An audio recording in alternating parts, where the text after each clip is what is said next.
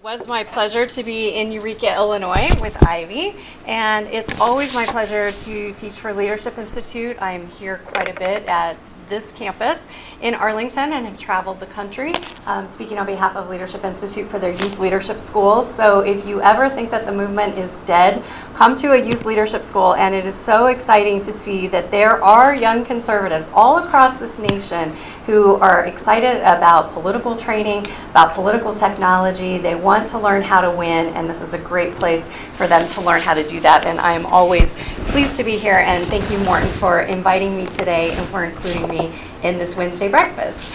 So it's an honor to be here, and I'm going to share a little bit about my experiences with Ronald Reagan. I did have a front row seat to history working for him for 10 years, but I am here today also to share a little bit about my book, which recently came out. It's called The President Will See You Now, My Stories and Lessons from Ronald Reagan's Final Years. Has anybody in here written a book? A few. Has anybody in here ever thought about or talked about writing a book? That's usually a little bit larger of a group. Well, for me, I found writing a book to be a process very much of extremes. It starts in isolation where you're sitting at your computer, and for me, I wrote this book in about 2 months, cleared my entire schedule, and for 12 to 15 hours a day, I sat at my computer. And so the thoughts in my head and the feelings in my heart came through my fingers, onto a keyboard, onto a screen, eventually wound up in paper, bound at Kinko's, and then eventually winds up in a book for the world to see and hear. And it's probably good that you're a little insulated. So when you're writing this book, you don't really think that everything you're thinking is going to actually be out for the world to see. So it's a little bit of an odd feeling having your life out there. And for me, especially as an executive assistant, I was used to very much being in the background. And I was just an ordinary girl who had the opportunity of a lifetime to cross paths with an extraordinary man.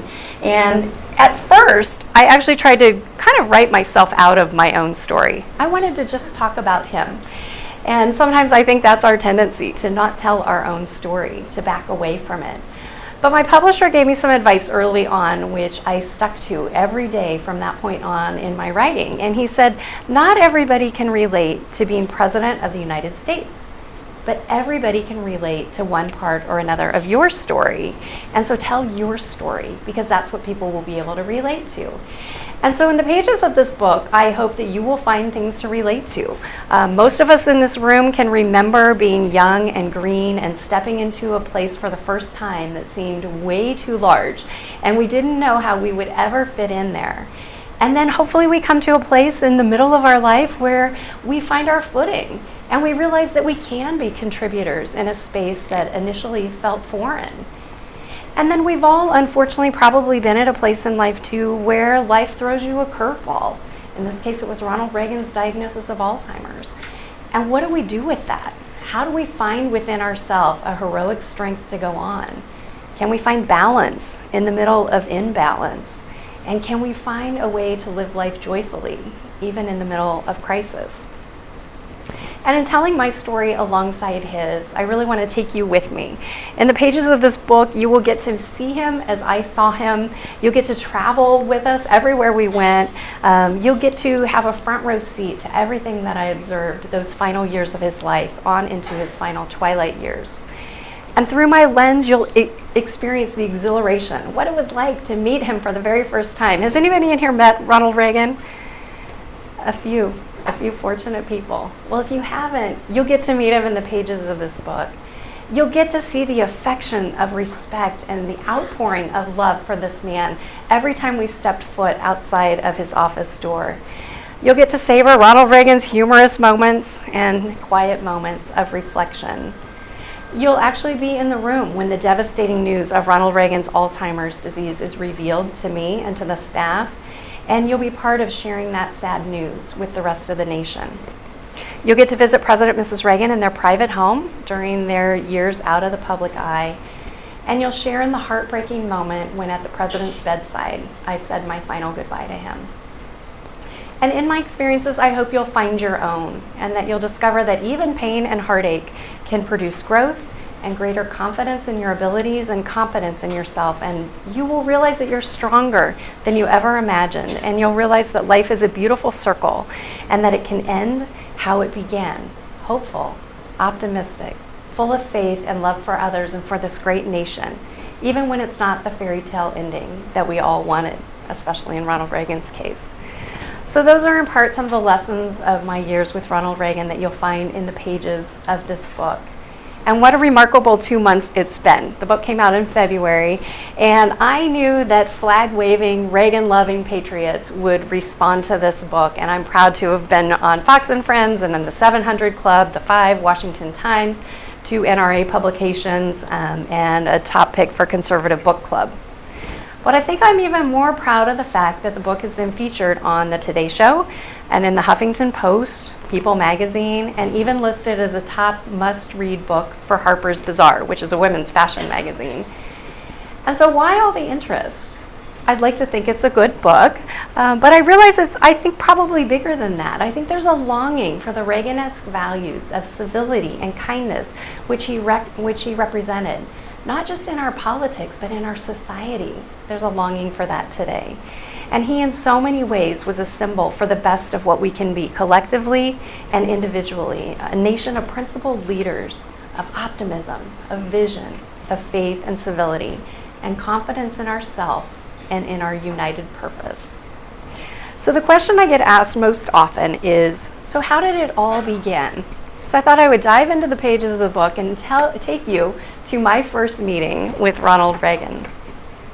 This was at the end of my interview, and so I'm waiting in the lobby, and it seemed almost like a dream state. It was so foreign to anything I had ever done or experienced, and yet somehow felt strangely familiar, as if it was all meant to be.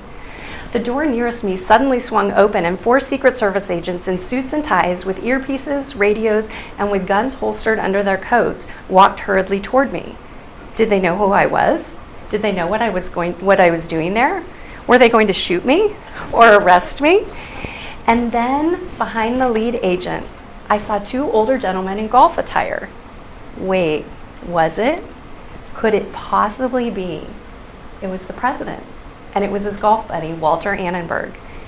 In all of my interview prep and planning, it had never occurred to me that I might actually meet President Reagan. And I didn't know what to do, so I thought about what I would do if the flag were passing. So I stood up straight, placing my hand over my heart, not even looking at him, staring nobly off into the distance in a non-threatening way. I'm certain I looked completely ridiculous. But instead of walking past me in true Ronald Reagan fashion, he walked right toward me. He looked me in the eye, extended his hand, and I shook his hand and introduced myself. Well, hello, Peggy. It's nice to meet you, said the 40th President of the United States of America. I had imagined him as a 10-foot-tall giant. After all, he had been a movie star, a governor, and President of the United States. He had tackled communism head-on, fixed the domestic economy, and solved many of the world's problems. Yet here he was, an ordinary man, just over 6 feet tall. His hair in pictures appeared jet black, but up close I saw touches of gray, evidence of his 78 years. He was ruddy and rosy-cheeked, full of life, happiness, and vitality. And those eyes, a wonderful, true bright blue, and carrying so much joy. He was gone as quickly as he appeared, taking all the people, energy, and aura of power and importance with him. The office was suddenly eerily still. Selena, the woman who had interviewed me, then walked through the door, grinning ear to ear, having witnessed my salute.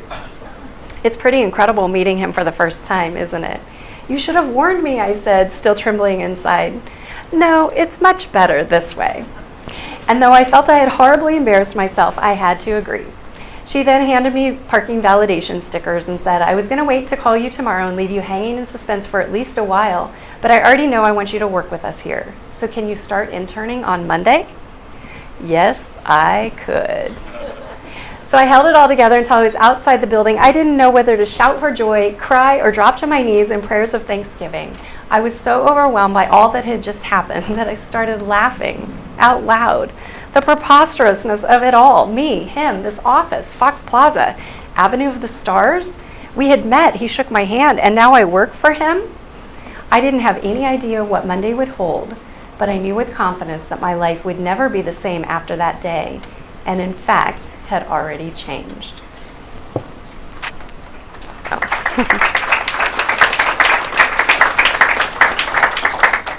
I want to talk for a few minutes about how Ronald Reagan lived and how he led. And it was interesting, Morton and I were just chatting right before I got up here, and he was saying one of the things that he always talks about when people say, what was Ronald Reagan really like, is that there were not two Ronald Reagans. Exactly the person you saw and thought and hoped in public was exactly the same man behind the scenes. There was no disconnect between how he led and how he lived. And I consider myself to be one of the luckiest women in the world. I had a front row seat to interact with this man for 10 years. I was hired in 1989, right after he left the White House and returned to Los Angeles. I served as his executive assistant until 1999, and just had a front row seat to anything and everything he did. Anything that went to his office or his desk came across mine first. It was incredible to interact with this man in a very personal way. And my job ran the spectrum. So instead of a staff of hundreds in the White House, he just had a handful of us post-presidency. So my job in many ways ran the spectrum, from meeting world leaders at the front, bringing them in, introducing them to the president, snapping their photographs, bringing in their breakfast, and probably clearing the dishes afterwards.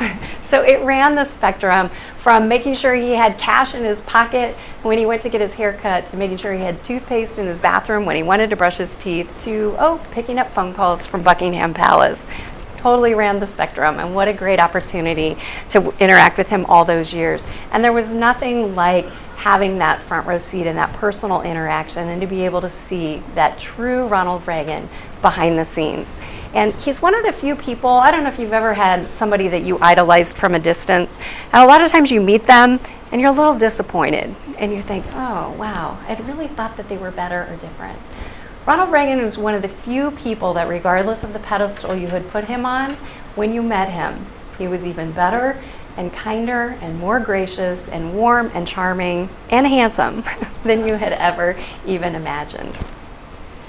Looking back on my years working for him, you would think that these star-studded events are what stand out, but really the things that I treasure, if you can call them ordinary days in the office, were the days when it was just in the office, me and him and a small staff working together, and how two very unlikely people, a very young woman and a very elder statesman, found a great relationship of working together, of accomplishment and enjoyment, and what a pleasure it was to work for him. Of course, I did get to witness historic signatures. I got to travel private aircraft. He ruined and spoiled me forever. Every time I jump on a plane now, although I have not been dragged off a plane, I do appreciate and long for the days of private air travel. But there was nothing like sitting next to President Reagan in the back of a Secret Service-driven car, turning, looking at him sitting there as we're going through intersection controlled in a motorcade, and thinking, how on earth did a woman like me wind up with a man like him? And so I feel like I need to be a good steward of everything I learned and saw, and so that's what I've tried to do in the pages of this book and when I travel talking about him.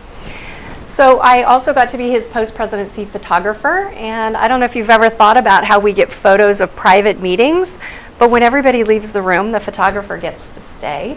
So I was the ultimate fly on the wall for his meetings with anybody and everybody, from Margaret Thatcher, who of course was a dear friend of his. I snapped this picture before a black tie event, and then I snapped this picture after that black tie event.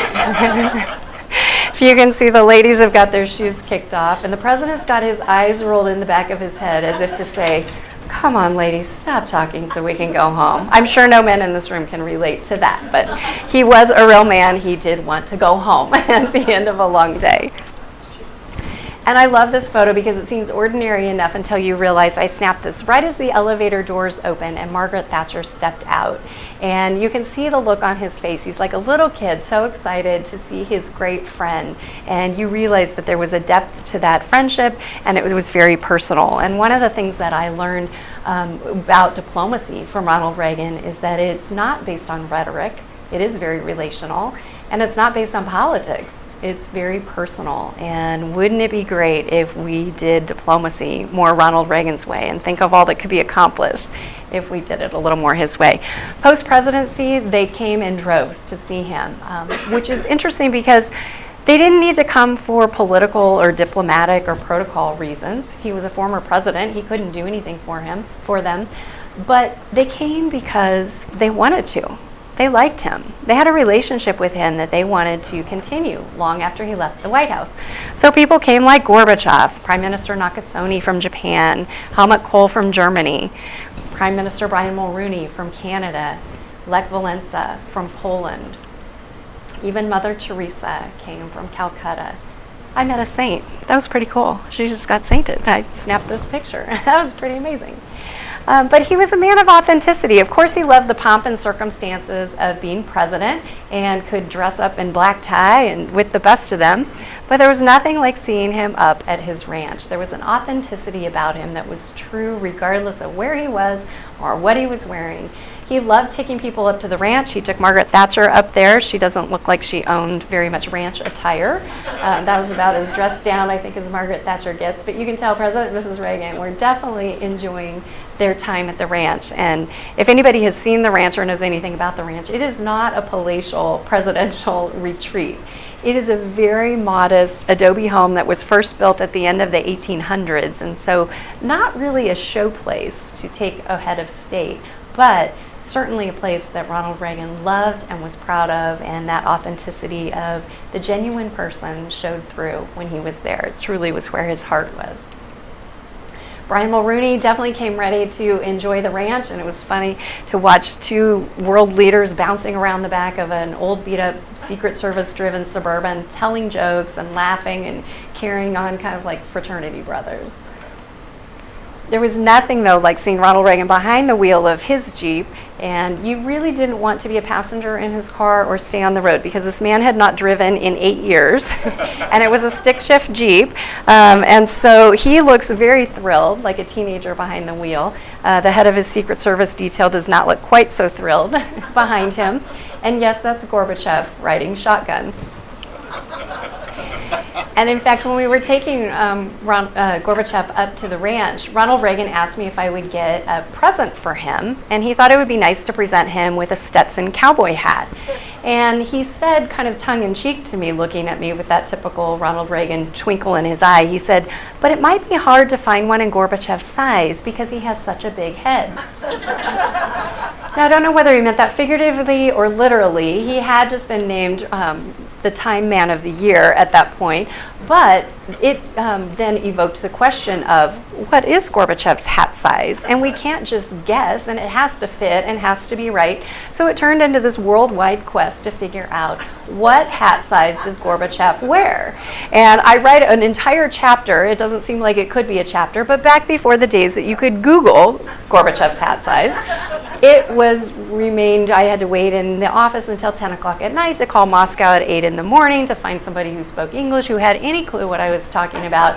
So it really was a worldwide quest. But thankfully, when he got to the ranch and he put the hat on, the hat fit perfectly. So I was very proud of that. I don't know if you know Ronald Reagan's life story, but he was born in the middle of a snowstorm in 1911, in the middle of the Great Depression. He was born to a very poor family. His father was an alcoholic. If you looked at his life on paper, you would say that the cards were definitely stacked against him and that he would never have a chance of becoming anything. But he was raised by an incredible mother of faith who said God has a plan for everyone, and seemingly random twists of fate are all part of his plan. And in the end, everything will work out for the best. So you can see how he grew up believing that. And you can believe that only in America can the great story of Ronald Reagan be told with faith and a lot of optimism. You know, we know him as the great communicator, but I also think a lot of people know him as the great optimist. And there's probably a few people in this room who remember the 1970s, maybe a few of us. Inflation was high, taxes were high, unemployment was high, and worst of all, American morale was incredibly low. Well, Ronald Reagan took office, and on day one, what did he start saying? It's morning in America. There's a new dawn ahead. He talked about a shining city on a hill and said we were all part of it. Now, in reality, nothing was different in America on day one of Ronald Reagan's presidency, but the perception had entirely changed, and that made all the difference in the world. He truly was the great optimist. He didn't take credit for the things that happened in the 1980s. He said, I just got government out of the way and off the backs of the people and let them do the great things during the 1980s, and how grateful we are for that. He was a man of incredible humility, which you don't often equate with somebody on the world stage. He kept a sign on his desk which said, "There's no limit to what a man can do and where he can go so long as he doesn't mind who gets the credit." That was not just a sign on his desk. That was the way he lived his life, and that was the way he expected those of us who worked around him to live our lives as well. And he was always demonstrating humility in small ways and large ways, little things like reaching over and holding my elbow as we would go up and down the stairs, which I thought was especially sweet since I was in my 20s and he was in his 80s and he was helping me. It was very sweet, but he was a very humble man. He had a great sense of humor, which we all know. We've heard his jokes and seen his speeches, but humor was very strategic for him. He used it to diffuse a tense situation. He maybe used it to make a very biting point that he didn't want to be confrontational about, and he certainly used it time and time again to put people at ease. When people would come in to visit him, you know how nervous they would be, and he would often tell a joke or a story, something to lighten the atmosphere and allow them to bring out their best and enjoy their time with him. He was a man of incredible respect. It didn't matter what your political affiliation was, he would respect you as a person. He didn't judge you based on your title. He had respect for presidents that had come before him and presidents that had come after him. He had incredible respect for women. He talks about his mother as being the most important person in his early life. And of course, we know about his love for Mrs. Reagan, and that's something that was very true and genuine that I witnessed behind the scenes. He knew that Mother Teresa, he respected her as a giant on the world stage, even though she was a little teeny tiny woman, and of course was always very proud to have been the first president to put a woman on the Supreme Court. So as a young woman working for him, I felt nothing but respect from him for women, including me. He used to joke with Mrs. Reagan, though. He said, "You know, Nancy, there is another woman in my life." And of course, he was talking about Lady Liberty. I mean, this man was such a great patriot, and behind the scenes, when nobody was watching, I would watch him as groups would come in to sing for him or perform for him patriotic songs. You knew he had heard them a million times, and yet you would see him sit there and tap his toes in time and sometimes stand out of respect or put his hand over his heart. And sometimes these beautiful songs, you would look over and see his eyes misting over with tears as he sang of his beloved America. He loved this country. It was in the soul of Ronald Reagan. It was everything that he was. He was a man of incredible gratitude. As a president, you win every trophy and award, right? You get every certificate. And he was a man of immense gratitude. Here he is receiving the Presidential Medal of Freedom. And what I loved about this was on the way home, he took off his coat. We were flying back from DC back to LA. He took his coat off, but he left that medal on the entire way home. It actually meant something to him. He was very proud of it and for what it symbolized, not just for him, but for we, the people. And I always appreciated that he showed such respect and was very grateful for that. The other thing I noticed about this photo, and I didn't notice it right away, but later when I was looking at it, can you tell what he's doing in this photo? He's writing his thank you notes. Ooh, does anybody feel convicted?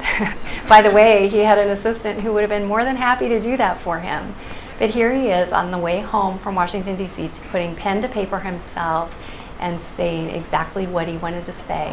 He was a man of incredible gratitude. And this photo actually curses me because I travel quite a bit. And so now every time before the plane even takes off, I pull out my note cards, I write my thank yous, because if this man can do it, I certainly can do it. And he was a man of incredible discipline and gratitude and forever changed the way I look at things. One of my favorite gifts from him is this. It's a doodle of a cowboy. I like to think that it's a self-portrait. It says, "Merry Christmas to Peggy," from Nancy and Ronald Reagan.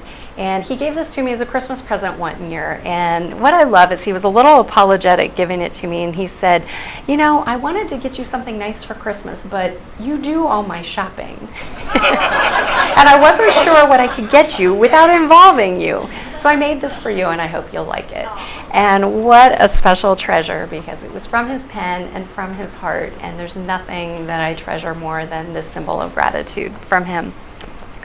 So he was known for so many things on the world stage. For me, I knew him as a man of incredible kindness. This looks like a prom picture, but it actually was when I told him that I was engaged to my husband, Greg. We just celebrated our 27th wedding anniversary. So the president was celebrating with us. I actually got married and had 3 of my 4 children while I was working for him, and always appreciated him being very supportive of that. He was there to welcome my first, my son Taylor, and my second, my daughter Courtney, and my third, my daughter Paige, and my fourth, my daughter Jocelyn, at which point Mrs. Reagan pulled me out into the hallway and she said, "You know how this is happening, right?" Not really a conversation I wanted to have with the former First Lady or anybody, but 4 and no more.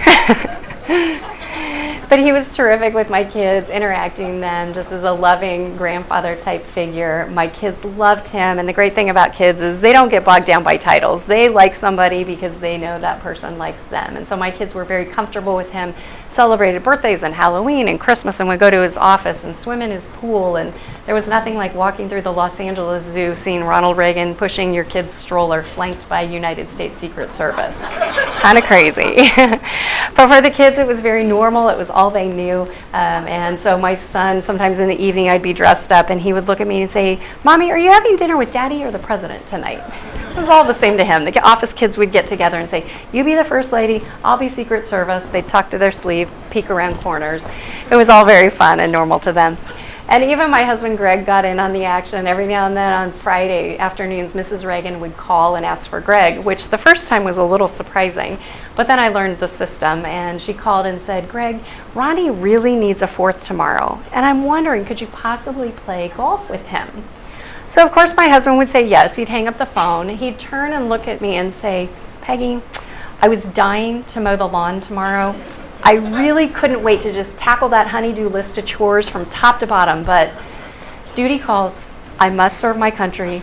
I must play golf with the president." So I'd say, "Let me get this straight. I work all week long, and then you golf with the president on Saturdays?" "Yeah, that's about right." And if you know Greg, that is very much Greg. But really, everything I ever need to know about how to lead and how to live, I learned from Ronald Reagan. In a lot of ways, I grew up with him. And one of the things he taught me, not in words, but just by living his life, is that your legacy is not something that's written after you're gone. It's something you're writing with every day of your life. And so for us, I think we all need to lead and live as if our legacy depends on it, because it does. We remember Ronald Reagan not because he's gone, but because of how he lived. And I write extensively about what I saw when nobody was watching. And then I also read a lot about what we saw when everybody was watching, when everybody wanted a piece of Ronald Reagan. They wanted to touch him, shake his hand, get his autograph. They wanted to be close to him. And we certainly saw his legacy on display when he passed away in June of 2004. And if you saw the outpouring of affection and respect from every corner of this nation and this world, you realize that this man had meant something special, that he had touched people in a way and connected with people in a way unlike any other modern leader. He meant something to people because they knew that they had always meant something to him. And of course, Ronald Reagan's passing made us cry. But in his lifetime, of course, he always made us laugh. And we as Americans still, I think, miss him because we miss how we felt as a nation when he was our president. We miss how we felt when we were prospering economically, when we were proud diplomatically, when we were strong militarily, and when we were bold in shining the torch of freedom to every corner of the globe where oppression still existed. We loved President Reagan because we loved ourselves and we loved America when he was president. And now more than ever, I believe we as a nation don't want to get over Ronald Reagan. We want to get back to him and back to what he represented, which is the best of all of us. I'm going to take a couple of questions, and then I want to end with one more passage from the book. So does anybody have a question? Okay.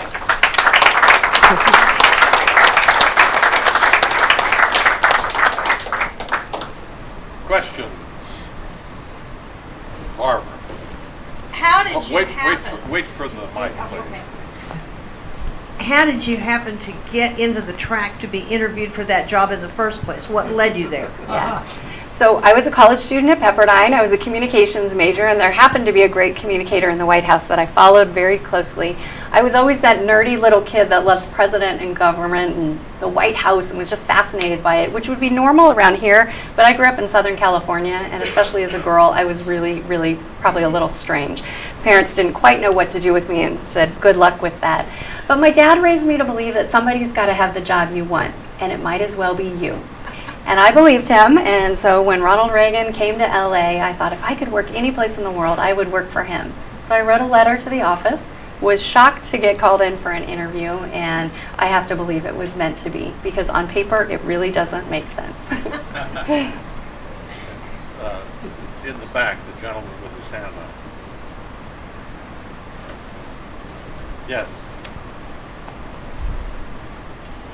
Great, I appreciate the presentation. My question is, what was your relationship with the Reagan children? And just curious if there was any resentment over the warm reception that you had with your family with their own relationship with their father and mother. You know, so much has been written about the Reagan kids. They've written a lot about themselves. You know, as a mother of 4, I know that family dynamics are very complicated and complex. And so I'm always trepid about stepping into a space like that. You know, having run the president's schedule and calendar and then trying to run my own family with 4 kids, I definitely know which is the tougher job, and it's the dynamics of family. So, you know, most of their interactions, like most families, took place at home. I did interact with the kids in the office setting periodically and for events, but that was really the extent of it. Okay. Question here.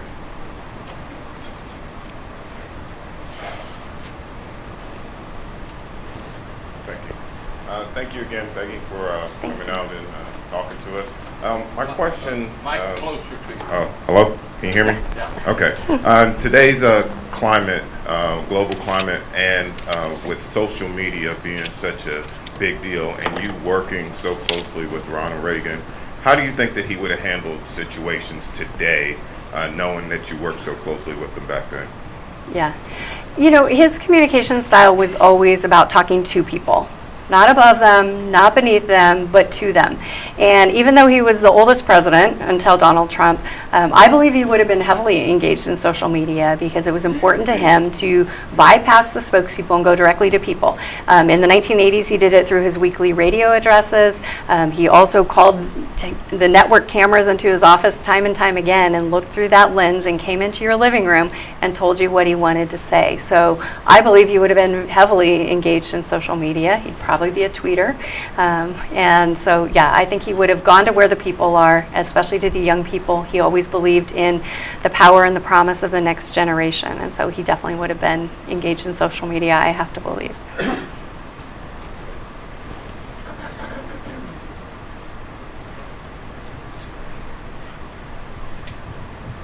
You know, sometimes when I'm talking to young people, I get a little bit aggravated with that. I say, you don't have to accept the status quo. You've never lived in a growing economy where the president made you feel good about being an American. And, you know, we all have our reaction and emotional response to President Reagan. But I was just wondering, when you talk to younger people who were too young to remember him or didn't know of him, what is their response to hearing your stories about him?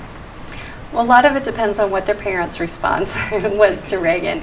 I have so many young people who respond and say, oh, my parents loved Ronald Reagan, my grandparents loved Ronald Reagan, and are wanting to know what was the magic when you pull back the curtain, what did you find, and what was it that was different about him? We've had lots of Republican presidents, and so what was it about him? So I feel like young people are wanting to know the truth. And truth a lot of times comes from your parents, but I think young people are wanting to know, and even those who were raised by parents of the other political persuasion, I think there's a fondness now, even looking back from the left at Ronald Reagan and longing for the days of political civility, of a kindness, of a graciousness and a willingness to interact with each other. And so I think that the millennials especially need to know and want to know what was the secret to Ronald Reagan, and I certainly try to share that in my book. Anthony?